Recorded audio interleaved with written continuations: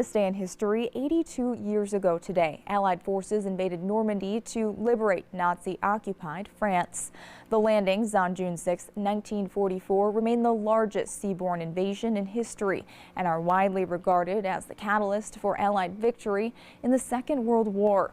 Every year, thousands of Americans make travel to the north of France to see and pay their respects to those who died in one of the bloodiest operations of World War II, the Allies' invasion of France. D-Day is also referred to as the Normandy landings.